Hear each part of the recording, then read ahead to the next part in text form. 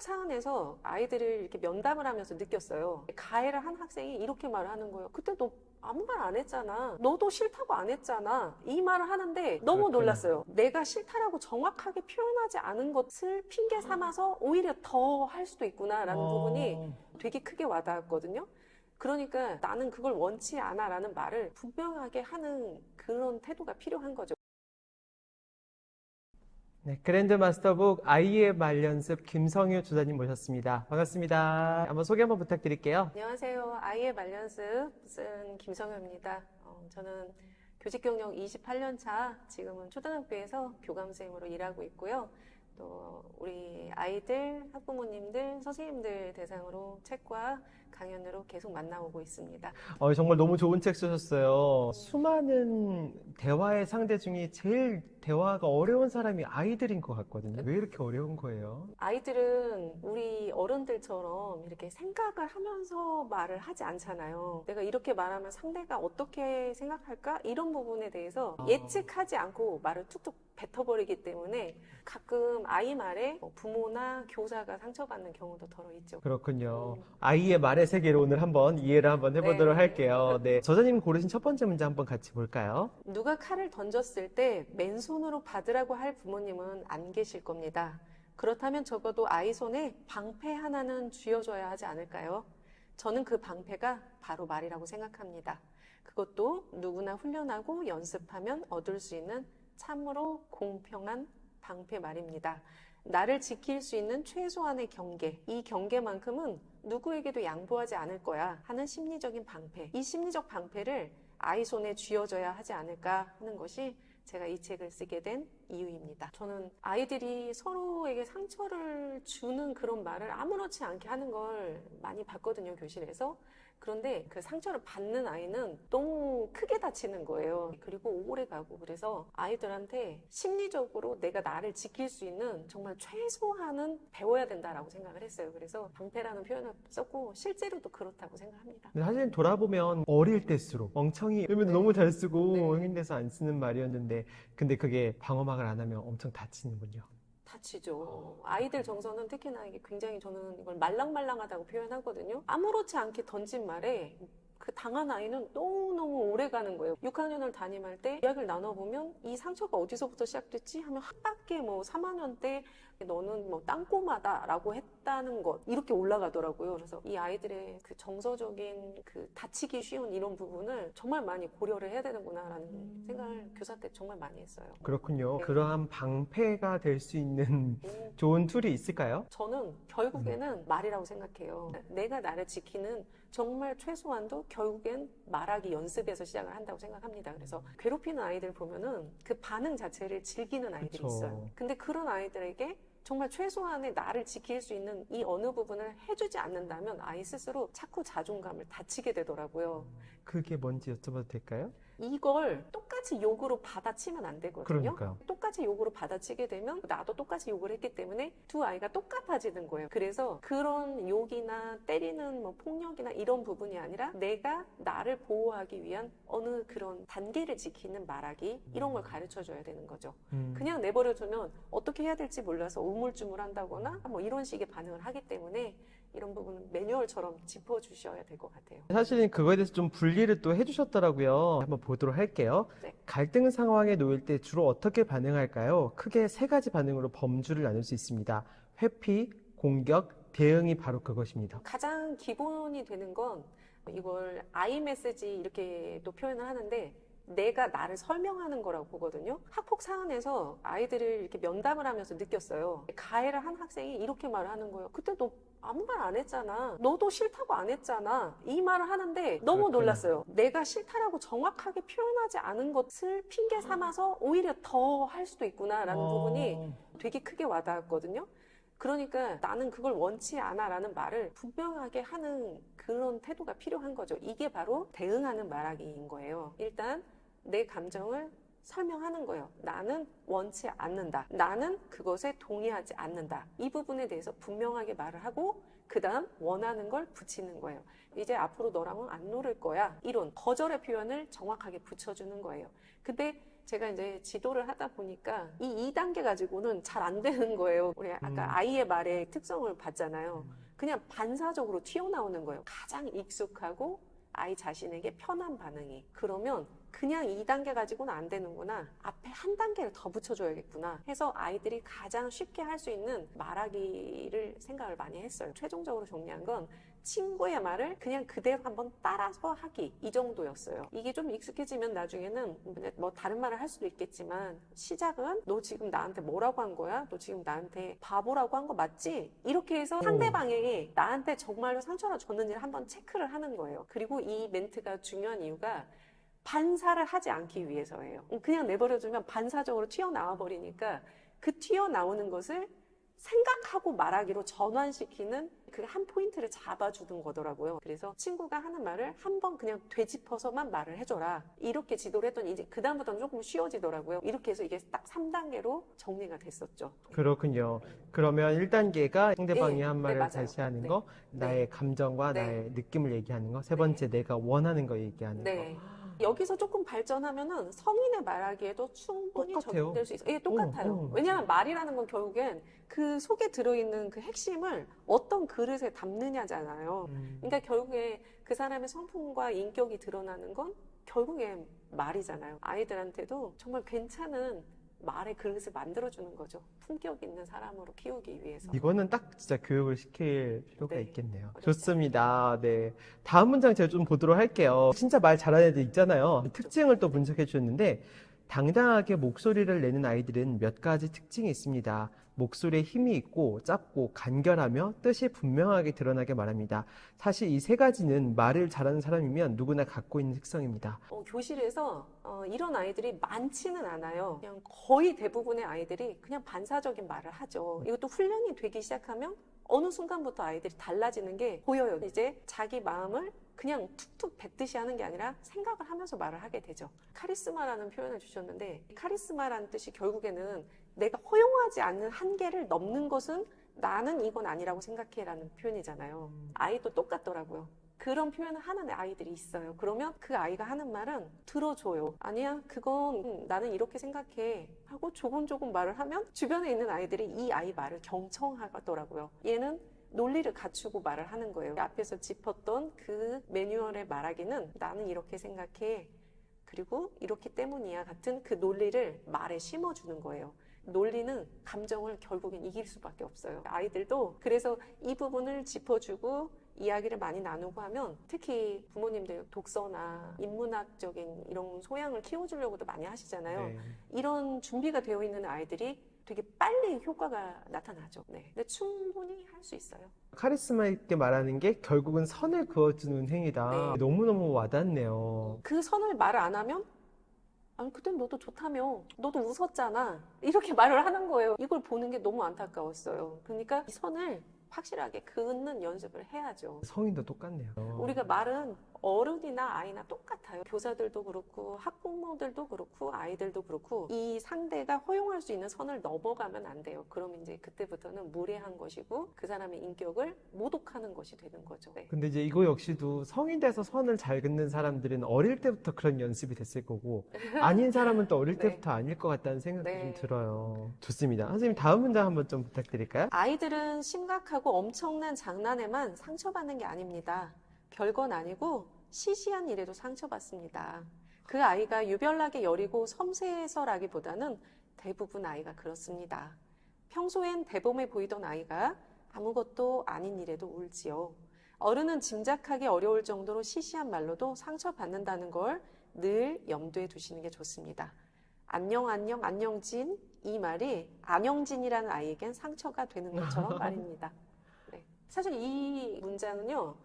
상처를 받는 아이의 그 마음을 헤아려 주기를 바라는 차원으로 쓴 문장이에요. 그래서 저는 책에서는 상처를 주는 아이 부모에게도 하고 싶은 말들을 다 적었습니다. 보통은 상처받는 아이 쪽만 생각을 하잖아요. 근데 상처를 주는 아이도 배워야 돼요. 그게 다른 사람에게 상처가 되고 네가 생각하는 것보다 훨씬 아플 거야. 그 친구가. 부모님께서 좀 함께 지도해 주셨으면 좋겠어요. 이건 아니라는 그 분명한 선을 얘한테도 알려줘야죠. 이거는 그래서 상처 주는 아이의 부모님들을 위한 표현이라고 생각해 주시면 좋을 것 같아요. 그러면 상담받는 쪽의 부모님들은 아무것도 아니야, 뭐 어. 그런 뜻이 아니었을 거야, 이런 식으로 설명하기도 하잖아요. 그래서 좀 이런 경우에는 아이의 상처는 어떻게 다뤄주면 좋나요? 이 부분을 제가 썼던 이유 중에 하나가 너무너무 쉽게 생각하시는 거죠. 우리는 어른이니까 아이가 왜 그걸로 상처받는지를 짐작을 못 하는 거예요. 네. 근데 대부분의 아이가 그래요. 아무리 순하고 착해도 어느 선을 넘어서면 폭발을 하는 거예요. 그래서 이 아이 마음에 억울함이 안 남아야 돼요. 이건 실제 제가 상담했던 사례예요. 네네. 어머니가 아이한테, 집에 온 아이한테 더 화를 냈죠. 네가 그러니까 잘했어야지. 너 이렇게 집에 와서 자꾸 울고 이러니까 애들이 너를 만만하게 보는 거라고 하면서 야단을 더했죠. 근데 이 아이 마음에 이게 막 쌓인 거죠. 어느 그쵸, 순간에 그 한계를 딱 다다르니까 이게 막 폭발하는 것 같았어요. 교실에서 막 소리를 버럭버럭 지르면서 화를 내는데 정말 깜짝 놀랐습니다. 저는 이 부모님께서는 속상해서 돌아온 아이한테는 일단 이 아이의 마음이 속상했다는 부분이라도 먼저 받아주셨으면 좋겠어요. 그래, 그럴 수 있지. 너 많이 속상할 수 있어. 너 얘기 들어보니까 너는 오늘 되게 마음이 안 좋았을 것 같아. 그러니까 우리 다음에 비슷한 일 생기면 어떻게 하면 좋을지 엄마랑 얘기해보자. 억울함이 남지 않게 그 마음도 잘 바라봐 주셨으면 좋겠어요. 좀 세심하게. 좋습니다. 네. 비슷한 문장을 또 주셨더라고요. 부모가 이런 속상해하는 아이들한테 부드럽고 의연한 태도를 보이는 게 장기적으로 아이의 정서에 긍정적 결과를 가져옵니다. 저는 이게 말하기의 가장 핵심이라고 봐요. 부드러우면서 상처 주지 않게 말하는 것. 사실 어른이나 아이나 다 함께 연습해야 되는 부분이라고 보는데, 특히 어린 아이를 키우시는 부모님들께서 이제 아이가 제대로 말을 못하고 온 것에 대해서 부모님도 똑같이 속상해요. 그러면 이제 앞에서 보는 것처럼 막 야단치고 이렇게 갔단 말이에요. 근데 그게 아니라 이 일이 얼마든지 일어날 수 있는 일이구나라는 것을 보여주는 것. 저는 이게 의연하는 부분이라고 봐요. 그럴 수 있어. 다른 사람들끼리 있다 보면 얼마든지 갈등도 생겨. 하지만 이 갈등을 현명하게 해결하는 걸 너랑 나는 연습할 거야. 그리고 해낼 수 있어. 이렇게 가야 된다고 저는 그렇게 봐요. 아이가 느낄 때 내가 바보같이 너무 소심해서 이런 말을 못하는 건가? 자꾸 자기 정체성이나 자존감의 문제를 계속 제기하겠죠. 나는 자신감도 없고 의기소침하고 늘 소심한가? 자꾸 되묻게 되거든요. 그럼 이 되물음 끝에는 결국에 그런 아이가 남겠죠. 그러니까 장기적으로 봤을 때는 그럴 수 있어. 정말 별의별 일이 다 일어나. 괜찮아. 엄마가 알았잖아. 그러니까 우리 같이 한번 연습도 해보고 엄마 이렇게 말하면 좋을 것 같거든. 그러니까 엄마랑 같이 하나씩 나눠서도 해보자. 그러면 이제 아이는 속상함도 풀렸고 다음을 대비할 수 있는 해결책도 같이 고민을 하게 되죠. 의연하다라는 말이 그런 말이네요. 이런 일이 또 있을 수도 있다. 너한테만 네. 특별한 게 아니다. 예. 근데 이제 보통은 막 상처받고 들어오면 못됐네, 혼내줘야겠네, 이런 식의 반응들은 좀 어떤가요? 저도 많이 했죠. 근데 결국엔 그런 것 같아요. 아이가 원하는 게 걔를 가서 엄마가 때려줘를 원하는 게 아니라 그 속에 담긴 핵심은 나 이만큼 속상하고 억울했어. 이거 좀 내 마음 좀 들여다봐줘 이더라고요. 제가 책에도 썼던 사례인데 실제로 집에서 그런 비슷한 일이 있었어요. 엄마가 이렇게 얘기를 하신 거죠. 엄마가 내일 선생님 만날게. 내가 내일 학교 가가지고 선생님랑 얘기하고 걔는 다 처벌해야 돼. 뭐 이렇게 말씀하셨다더라고요. 그랬더니 아이가 아니 나는 뭐 그렇게까지 그런 건 아니었어. 나 그냥 속상했다고 이렇게 뒤로 주춤거리는 그런 느낌이 들더래요. 네. 그래서 학부모님이랑 이야기하면서 저는 어떤 마음인지 알 것 같아요. 이 아이는 자기 속상했다 이런 이야기를 하고 싶었던 것 같아요. 그리고 그 부분이 받아들여진다라는 어느 부분을 느끼니까 해소가 됐기 때문에 오히려 뒤로 빠지는 그런 느낌이 들었을 것 같아요. 이렇게 얘기를 드렸죠. 아이들마다 약간씩 편차는 있을 수 있겠지만 어떤 아이는 분명히 그 정도를 기대하고 말을 하는 것일 수도 있어요. 아이의 진짜 마음을 알아보는 게 약간 어른의 역할이네요. 네, 다음 문장 보도록 할게요. 이제 진짜로 말하기 스킬에 대한 건데, 만능 키처럼 활용할 수 있는 말하기 스킬이 있습니다. 차분하게 말하는 습관이 몸에 배면 하고 싶은 말을 다 하지만 오히려 친구들에게 카리스마 있고 당당한 모습으로 보이게 됩니다. 이 만능 키 말하기 방법이 뭔가요? 네, 우리 앞에서 뭐 짚어드렸던 바로 그 3단계 말하기입니다. 예를 하나 들어서 설명을 드릴게요. 요즘 아이들 사이에서 제일 많이 주고받는 유행어가 뭔지 혹시 아세요? 어쩌라고 해요. 어쩌라고를 집에서도 그렇게 많이 쓴다더라고요. 그러면 이제 엄마도 뭐라고 대답을 해야 될지 몰라서 그냥 화만 나는 그런 상황이 되는 거죠. 이게 어른도 그럴진데 아이는 오죽할까요? 실제 초등학교 6학년 아이들 사이에서 있었던 일이에요. 여학생을 남학생이 놀렸어요. 그러면서 어쩌라고 이렇게 얘기를 한 거죠. 어쩌라고 하면 이제 보통의 아이들이 어쩔 TV 이렇게 대답을 하는데 이 여자의 반응이 좀 달랐어요. 너무 깔끔하고 명확하게 이렇게 말했죠. 너는 그 말이 재밌니? 나는 재미없어. 하지 마. 우리 앞에서 연습한 딱 그 3단계죠. 근데 이 아이가 정말 분명하고 명확하게 딱 거부 의사를 밝혔기 때문에 이 놀린 아이가 오히려 머쓱해졌어요. 그리고 미안해 이렇게 아예 사과까지 했죠. 근데 이 말을 이 여자아이가 못했다고 생각해 볼게요. 그러면 또 자기들끼리 말싸움이 이어지면서 서로 기분 상하는 그런 표현이 이어지겠죠. 그러니까 이 말하기 이 매뉴얼을 가지고 다양한 상황에서 연습을 해보셔야 돼요. 그래서 어떤 상황에서든지 자신 있고 당당하게 말할 수 있도록 앞에서 본 것처럼 짧고 분명하게 그리고 단호하게 말을 한다는 건 결국에 그 말 속에 힘을 줘서 말을 하는 거예요. 그냥 싫은 건 싫은 거니까 단호하게 딱 자르는 거죠. 근데 사실은 성인도 생각을 해보면 그러한 식의 좀 단호한 말하기를 못하는 이유가 사랑받고자 하는 마음, 그리고 어린아이들의 입장에서는 약간 성격 좋아 보이고 싶은 마음 때문에 더 많은 걸 허용하고 그 선을 못 끊는 것 같거든요. 이런 건 어떻게 생각을 하세요? 되게 좋은 부분을 짚어주신 것 같아요. 네. 아이들도 그렇고 어른들도 그렇고 모든 사람과 관계를 잘 맺어야지라는 마음이 있는 거예요. 관계 유지 이 부분에 대해서 나름의 계산을 하는 거죠. 내가 여기서 이렇게 말하면 제가 나를 싫어하지 않을까? 라는 걸 계산을 하기 때문에 사실은 그 말이 바로 안 나올 수도 있어요. 그런데 저 사실 교실에서도 그렇게 가르쳤거든요. 모든 아이들을 다 좋아할 순 없어. 네 마음에 안 맞는 친구 충분히 있을 수 있어. 이 많은 다양한 친구들 중에 왜 누구하고 더 친할까? 그 친구들이랑 있으면 편하고 마음을 나눌 수 있지만 어떤 친구는 별로 안 가까이 하고 싶거든? 근데 이거 너무 자연스럽고 당연한 거야. 대신에 그 친구한테 무례하게만 안 하면 돼. 너랑 안 친하다고 하면 더 존중하고 더 배려해줘야 돼. 네, 저는 이렇게 가르쳤거든요. 근데 우리도 솔직히 생각해보면 모든 사람하고 다 잘 지내고 싶기 때문에 사실 이 부분이 걸리는 거예요. 근데 맞아. 좋은, 건강한, 건전한 관계는 결국에 심리적 허용의 선을 지킬 수 있는 관계라고 봐요. 그래서 너무 가까이 있어도 사실 서로 상처를 주고 너무 멀어도 소외감을 느끼죠. 그러니까 이 적절한 관계라는 거는 결국에 서로가 서로에게 인간적으로 허용할 수 있는 그 선을 잘 지켜주는 것이라고 봅니다. 맞아요. 이건 되게 성인한테도 네. 너무나 필요한 말 같네요. 네. 선생님, 마지막 문제 한번 보도록 할까요? 네.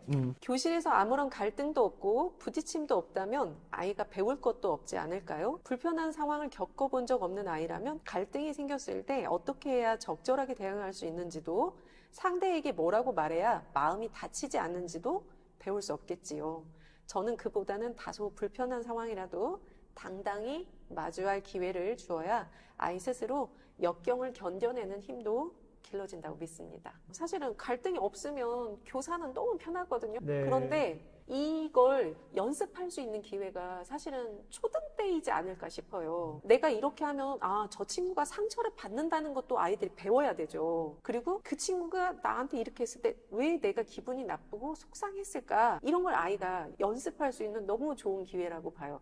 적어도 초등학교 때 이런 부분에 대해서 한 번의 부딪힘도 없다며 아이는 어디 가서 배우냐고요. 어떤 아이도 단 한 번의 잘못도 없이 그렇게 어른이 되지 않는다라고 생각해요. 그러니까 잘못도 하고 실수도 하고 모든 것이 사실은 아이니까 허용이 되는 거잖아요. 그래서 이 갈등 속에서 부딪히는 것도 그래, 그럴 수 있지. 너랑 생각이 다를 수 있잖아. 형아랑 너랑도 싸우잖아. 그 사람이랑 싸울 수 있지. 그런데 친구한테 함부로 하면 안 돼. 이렇게 우리가 가르쳐 줄 수 있는 거죠. 그래서 부모님들께서 이 부분에 대해서 조금 더 마음을 열어주셨으면 좋겠습니다. 제가 교직 경력이 한 28년 되다 보니까 너무 많은 아이들과 선생님, 학부모님들을 만났거든요. 근데 모두가 다 똑같이 갈등은 나쁜 것이다 라고만 생각을 하시려고 하는 것 같아요. 근데 결국에는 갈등을 해결하는 힘도 결국엔 갈등 속에서도 배울 수 있다. 이렇게 조금 마음을 열어달라는 그런 차원의 문장이라고 생각해 주시면 좋을 것 같아요. 맞아요. 사실은 저도 어렸을 때 저는 초등학교를 좀 빨리 갔어요. 제가 너무 어리고 작으니까 친구들이 함부로 하는 경우가 많았어요. 약간 왕따처럼 되게 힘든 그런 날들이 많았거든요. 근데 돌아보면 그 속에서도 성장하고 자랐더라고요. 어떻게 해야 관계를 맺을 수 있고 어떻게 해야 싸우지 않고도 내 말을 잘 할 수 있고 이런 것들을 배우면서 컸더라고요. 사실은 그래서 저는 이런 아이의 말에 대한 책들 보면은 거의 한쪽 입장을 이야기를 하거든요. 뭐 상처받는 아이의 입장에서 어떻게 말해라 이런 쪽의 이야기가 많은데 저는 그래도 양쪽을 다 얘기해주고 싶었어요. 좋습니다. 이제 잘한 아이의 또 이제 사례를 넣어주셨는데 한번 볼게요. 저는 별것 안 했어요. 지율이가 어릴 때부터 원하는 걸 그냥 해준 적이 한 번도 없어요. 그걸 왜 해줘야 하는지 엄마에게 설명부터 하라고 했고, 설명을 못하면 천천히 같이 다시 이야기해서 연습하게 했어요. 저희 반에 정말 부드러우면서 카리스마 있는 아이가 있었어요. 여자아이였는데. 남자아이들이 놀릴 때 보통의 아이들은 바로 와서 서장한테 이러거든요. 그럼 이제 제가 또 걔네들 불러서 혼내고 이게 늘상 돌아가는 일이죠. 근데 이 아이는 달랐어요.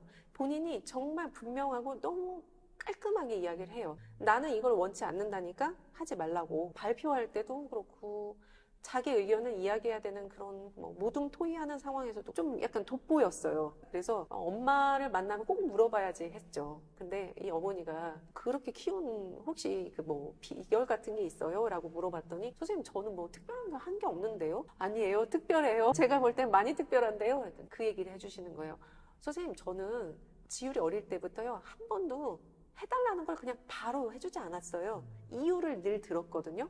근데 이 이유라는 게 결국엔 논리를 듣는 거잖아요. 나는 이렇게 생각하니까 이걸 하고 싶은 거야 라는 정말 가장 기본이 되는 논리적인 구조를 아이가 몸으로 완전히 체득해 버린 거죠. 그러니까 이게 결국에는 교실에서도 갈등 상황에서도 너무 현명하고 슬기롭게 넘길 수 있고 자기 의견을 주장할 때도 고집 부리거나 화를 내지 않고도 얼마든지 할 수 있게 되는 거죠. 저는 결국엔 이 아이의 말연습 마지막 결론은 우리 아이에게 감정적으로 고집하는 것이 아니라 논리적으로 이야기하는 힘을 길러주는 것이라고 봅니다. 예의 바르게 겸손하지만 분명하게 내 표현을 하는 것. 우리는 이걸 길러주는 거다.